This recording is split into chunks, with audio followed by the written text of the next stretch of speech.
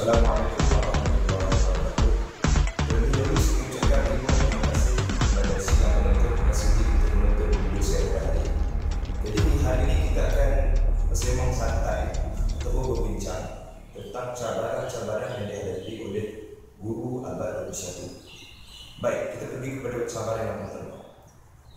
Cabaran yang pertama yang dihadapi oleh guru abad 21 ialah cabaran teknologi maklumat. Seperti mana yang kita tahu, teknologi maklumat telah digunakan dengan secara meluas dalam banyak bidang. Sekarang ini bidang pendidikan juga menggunakan teknologi maklumat. Jadi para guru mengalami masalah sebagai contoh untuk mengendalikan alat-alat teknologi maklumat dalam sesi pembelajaran. Baik, sekarang kita pergi kepada cabaran yang kedua. Guru masa kini mengalami bebanan kerja yang tidak melibatkan profesi keguruan, memasukkan nama pelajar dalam database. Jadi ini semua sebenarnya bukanlah kerja seorang guru.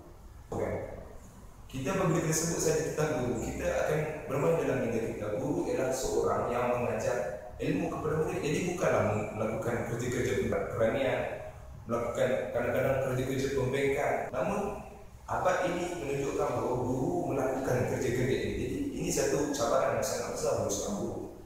Baik, seterusnya ialah guru menghadapi cabaran untuk mengekalkan prestasi akademik.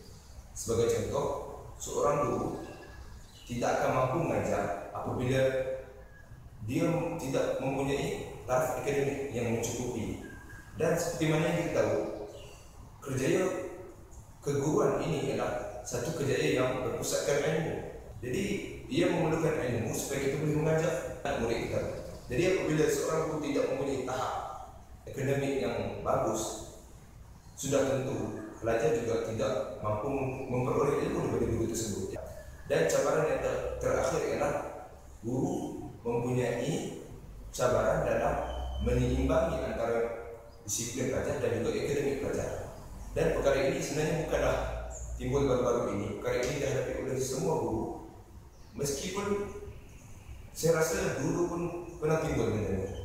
Maksud saya bukan hanya berlaku dalam abad 21, tapi ia dihadapi oleh ramai guru-guru sebelum ini.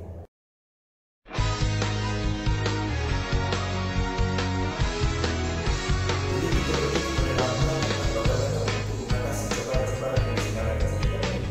Baik, bagi cabaran seorang guru menghadapi masalah dalam mengendalikan teknologi maklumat, cabaran ini sebenarnya dapat diatasi melalui sikap guru itu sendiri. Teknologi maklumat sentiasa mengalami revolusi. Jadi apabila seorang guru tidak proaktif dalam mempelajari teknologi maklumat, maka ia akan ketinggalan. Kita memerlukan seorang guru yang proaktif dan sentiasa kemaskini pengetahuan tentang teknologi supaya ia boleh menerapkan teknologi dalam pembelajaran. Baik, kita pergi kepada cabaran yang kedua. Cabaran yang kedua ialah seorang guru mempunyai masalah apabila guru dibebankan dengan kerja-kerja kerana yang betul.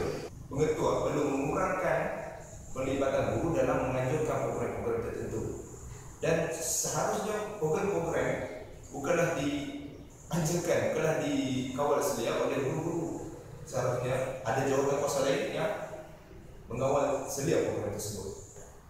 Dan seterusnya, para guru mengalami masalah dalam mengekalkan taraf akademik. Hal ini sebenarnya telah dibendung lebih awal oleh Kementerian Pendidikan. Sebagai contoh, Kementerian telah menyediakan Institut Pendidikan Guru, dan institut ini menyediakan pelbagai kemudahan, pelbagai pengetahuan yang diperlukan oleh seorang guru. Seterusnya ialah seorang guru mempunyai masalah dalam menyeimbangi antara akademik dan sosial. Hal ini dapat dipenuhi dengan diri guru itu sendiri. Seorang guru perlu mempunyai sikap, mempunyai kegairahan dalam mengajar.